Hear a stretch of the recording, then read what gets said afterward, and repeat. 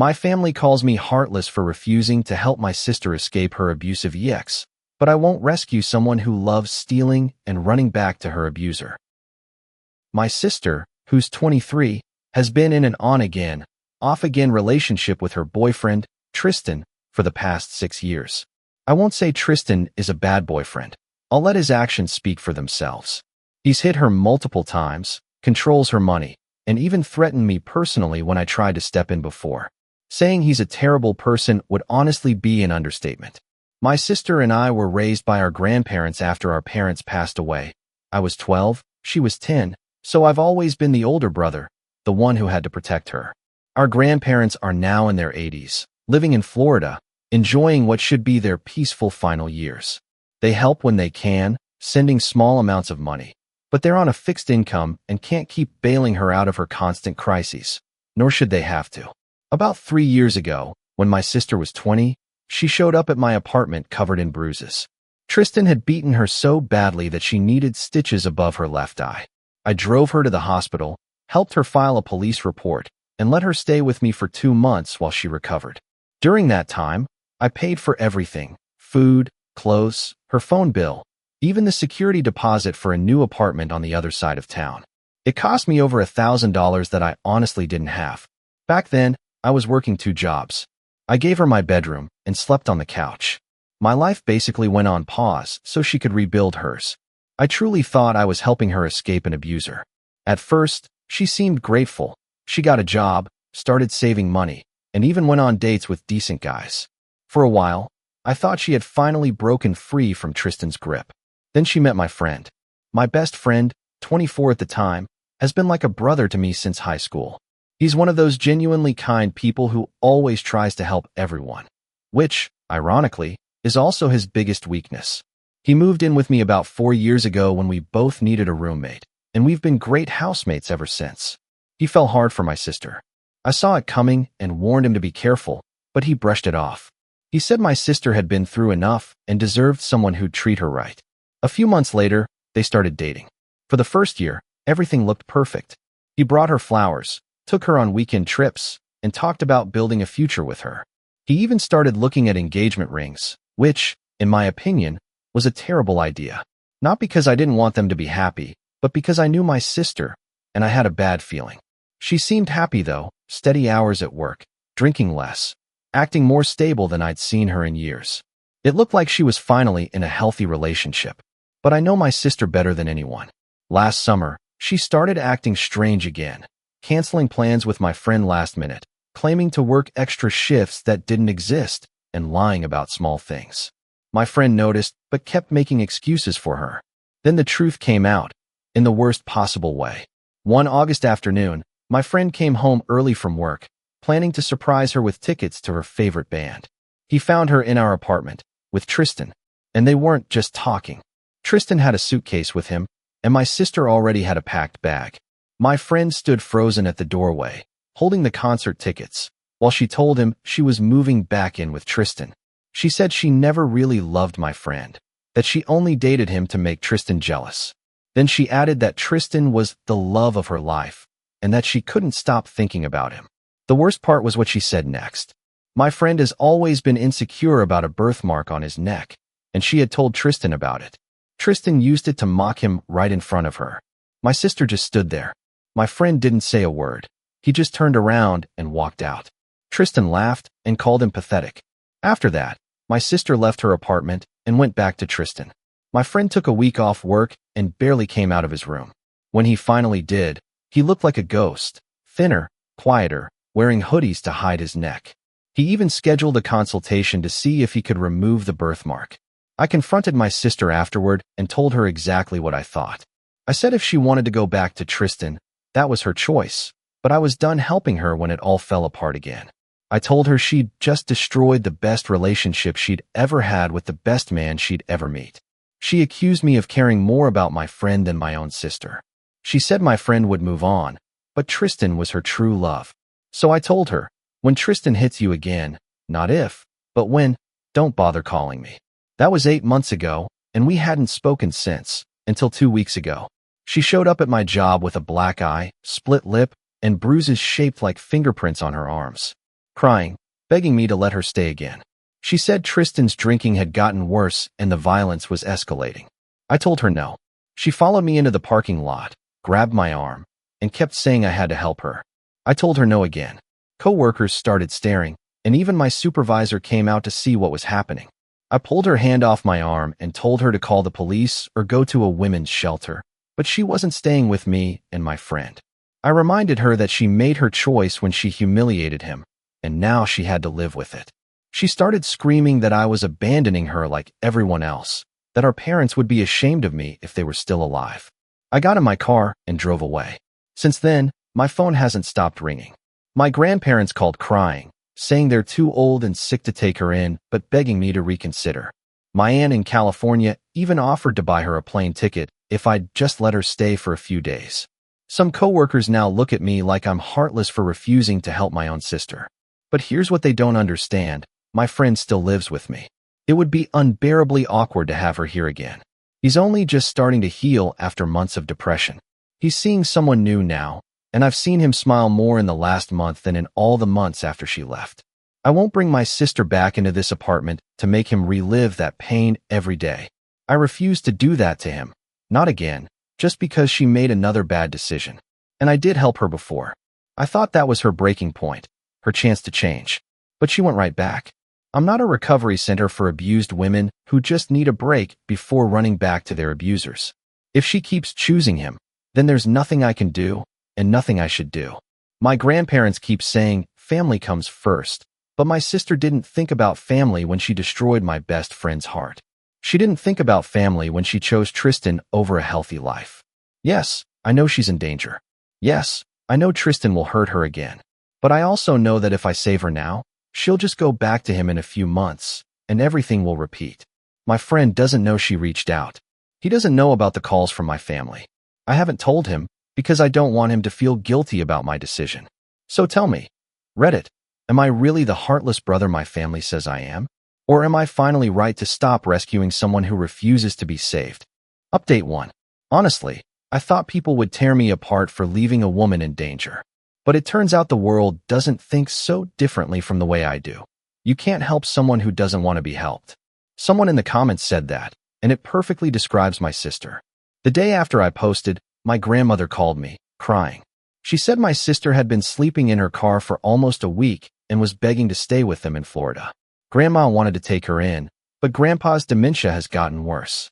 He gets confused when anything changes in his routine, and they live in a senior community where overnight guests require approval, a process that can take weeks. Grandma asked if I could pay for a motel room for my sister until they figured something out. She even offered to reimburse me, but I know they're already struggling financially. I told her I couldn't help with money this time, and she hung up on me. That same night, my friend's new girlfriend, Erica, came over for dinner. And honestly, I hate to say it, but Erica is everything my sister isn't. She's kind, polite, responsible, a college student who volunteers at the same animal shelter where my friend helps out. They met about a month ago, and I haven't seen him this happy since before my sister ruined his life. We were eating dinner when someone knocked at the door. My friend went to answer, and I heard him say my sister's name. That was the end of our peaceful evening. My sister shoved past him and stormed into our apartment before he could stop her. She looked terrible, greasy hair, wearing the same clothes as before, and she smelled like she hadn't showered in days. She started talking a mile a minute, saying she'd been sleeping in her car and had nowhere else to go. Tristan had changed the locks and threatened to call the police if she came back. Erica, confused, asked who she was. My friend said she was my sister, but, of course, didn't mention their history. My sister noticed Erica sitting at the table and immediately asked if she was his new girlfriend. When he said yes, my sister laughed and said Erica was exactly the kind of plain, boring girl she expected him to end up with. My friend's face turned red, but he stayed silent. Then my sister looked at me and asked if she could stay the night on our couch, staring at Erica as if daring her to say no. I immediately said no. She turned to my friend next, playing the pity card. She said she knew he was a good man, that he'd never let someone sleep in their car, especially not an ex-girlfriend in real danger. And just like that, she exposed the truth. My friend stood there, looking torn between us. After a long pause, he said she could stay one night, but only for that night, and that she'd have to leave in the morning. I couldn't believe it. After everything she did to him, he was still trying to save her. I told him we needed to talk in private, so we went to his room. I didn't want to leave my sister alone with Erica, but I also couldn't let her stay another minute. I reminded him of everything she said when she left him, how she humiliated him. I asked why he was willing to help someone who had broken him so publicly. He said he wasn't doing it for her, but for his own conscience, that he wouldn't be able to live with himself if something happened to her. He told me one night wouldn't kill us and might give her time to figure things out. I told him this was exactly how my sister operated. She'd stay one night, then find reasons to stay longer until she was living with us again. I reminded him that she had just insulted his girlfriend to her face, but he'd already made up his mind. When we went back to the living room, Erica was gone. He texted her, but she didn't answer. He left soon after to try to find her. Meanwhile, my sister made herself comfortable on the couch and told me she just needed a few more days to contact some friends who might help her. Not even one night had passed, and she was already lying again. I told her she needed to leave before my friend came back, or I'd call the police myself. She started crying, saying I was her own brother, not some random woman like my friend's new girlfriend. She asked why I cared more about his feelings than her safety. I told her the truth. It wasn't that I cared more about him. I just couldn't go through this again. I'd already done everything once, and I wasn't sacrificing my peace and sanity for someone who keeps walking back into the fire. My sister argued, cried, and begged, but eventually, I managed to get her out the door and closed it behind her. When my friend came home later, her car was still parked outside. She'd been sitting there waiting for him. He went out to talk to her, and they spoke for about 20 minutes. When he came back, he said she told him she had a job interview the next day and just needed one more night in a motel. I told him she was lying. There was no interview. She was manipulating him again because she knew he was too kind to say no. He said maybe I was right, but he didn't want to take the risk. So I told him, if he cared that much, he could pay for her motel. But she wasn't staying here. And he actually did it. The next night, he told me Erica had broken up with him. She said she didn't want to get dragged into drama and felt uncomfortable seeing how involved he still was with his ex. My friend didn't blame her, but I could see how crushed he was. This was exactly what I'd been afraid of. Later that night, my sister told him she got the job and would start next week, but needed money for the motel until her first paycheck so she could afford a new place. My friend looked at me, almost asking for approval. I told him my sister was his problem now, not mine. It's been about 5 days since then. She's still living off his money, still in that motel. There's no job, no paycheck, just more lies. When I asked my friend about it, he said her start date was pushed back. She's also been asking questions about Erica, how they met, how long they dated, whether he truly loved her. Her nerve is unbelievable, and the worst part is my friend can't even see it. Yesterday, she told him Erica probably would have dumped him anyway, that her breakup had nothing to do with her showing up. As if crashing a dinner, insulting everyone, and causing chaos didn't have anything to do with it. My friend hasn't been himself since Erica left. He barely talks during dinner and spends most of his time in his room. When I asked if he was okay, he said he was fine, just missed Erica more than he expected. Meanwhile, my sister seems to enjoy watching him suffer. It's like she loves knowing she's back in control of his life. My family's relieved that she has a safe place and someone to help her, but they don't understand what it's costing him. Honestly, I don't even care anymore from a logical point of view. As long as he keeps paying his share of the rent, fine. But I still think this is the worst decision he's ever made. He might as well have kicked an anthill instead of letting my sister back into his life. He can't see how she's manipulating him. And I'm done helping people who refuse to see the truth. I'm seriously considering moving out. I can't stand watching my friend get dragged back into my sister's chaos. And I can't live under the same roof as someone who treats him like that. The worst part is, I know this is only the beginning. My sister won't leave him alone willingly. Not when he's her new golden ticket. My friend is too good, or maybe just too naive, and he'll let her drain him dry while she plays the victim again. Update 2. After my last update, my sister kept staying in a motel that my friend was paying for, another 3 weeks. She never started the job she claimed she'd landed, and every few days there was a brand new excuse for why she couldn't lift a finger. My friend tried reaching out to Erica several times, but she didn't answer calls or texts. One afternoon, he ran into her at the grocery store and tried to explain the situation with my sister. Erica told him she wasn't interested in getting back together. She said he was basically a walking red flag, and she wasn't signing up for that. That night he came home, went straight to his room, and didn't say a word. 2 weeks ago, I got home from work and found my sister and my friend watching a movie together on our couch. I asked to talk to him in private. In his room, I asked what was going on and why my sister was even there. He said they were just being cordial, that they were both going through a lot, and a movie night felt harmless. He said my sister had apologized for how their relationship ended, and while he wasn't ready to forgive her fully, he didn't see a reason to be hostile. I told him she was manipulating him again.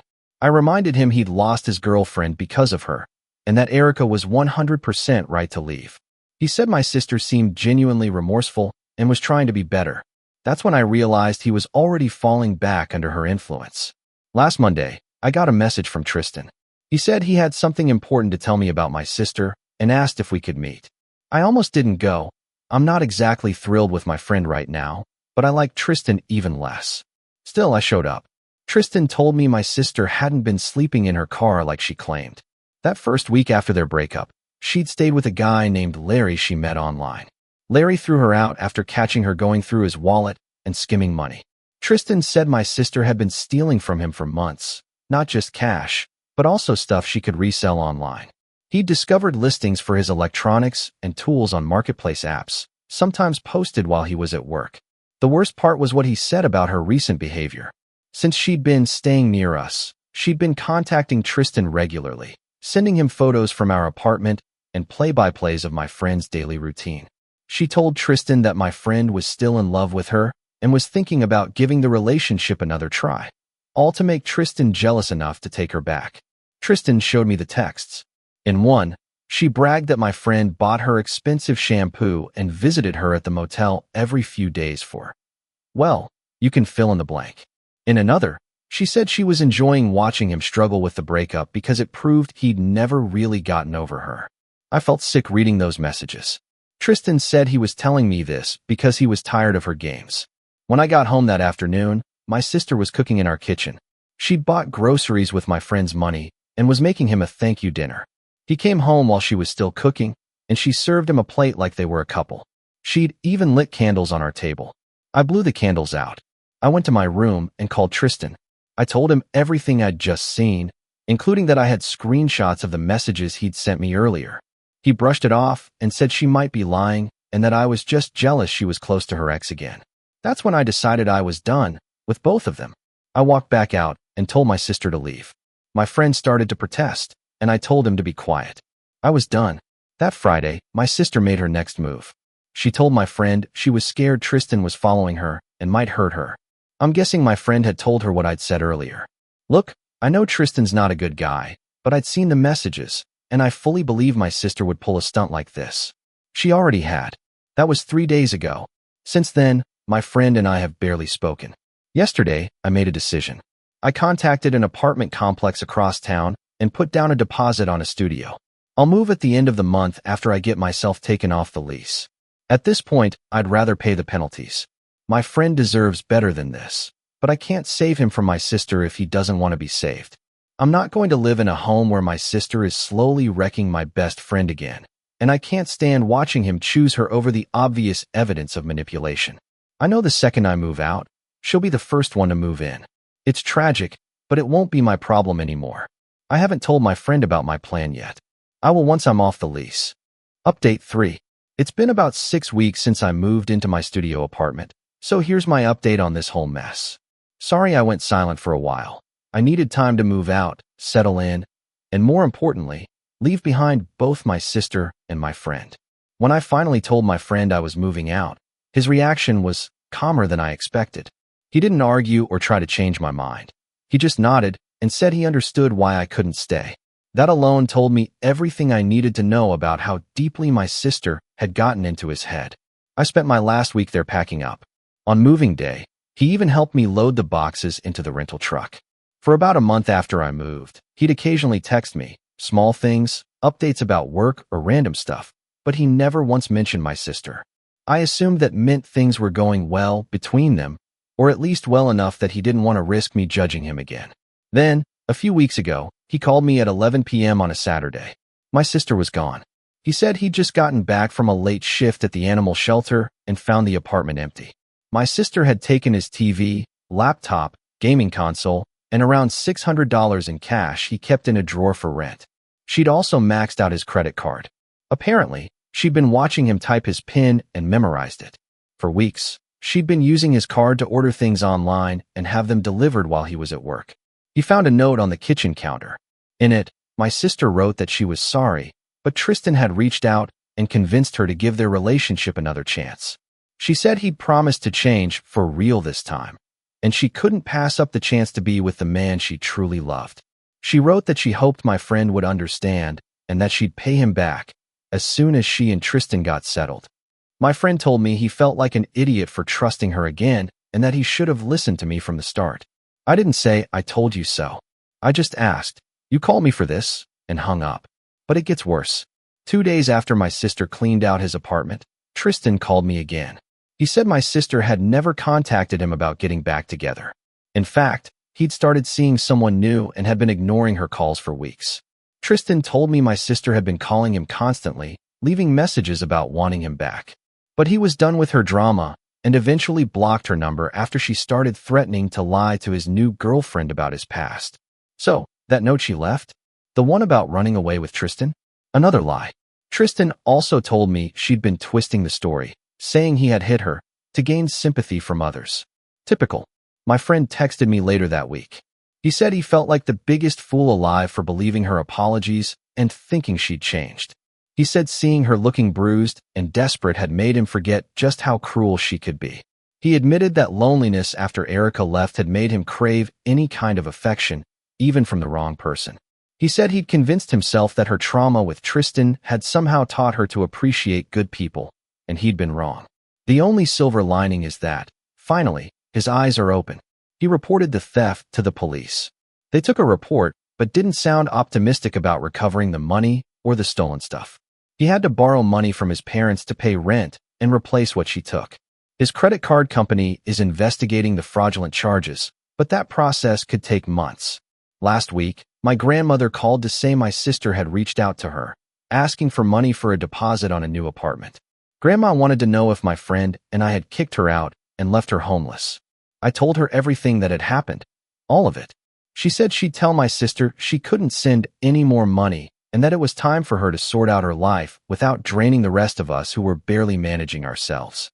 I have no idea where my sister is now or what she's doing to get by.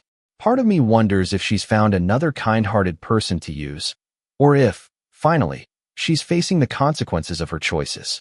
As for my friend, I'll keep calling him that, though at this point it feels more like habit than truth.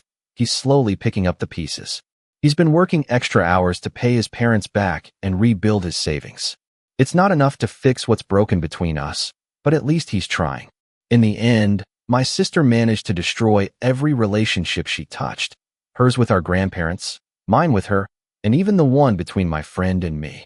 Because let's be honest, it's hard to trust someone again when they let themselves be manipulated so easily. He let her back into his life, and now he's paying the price.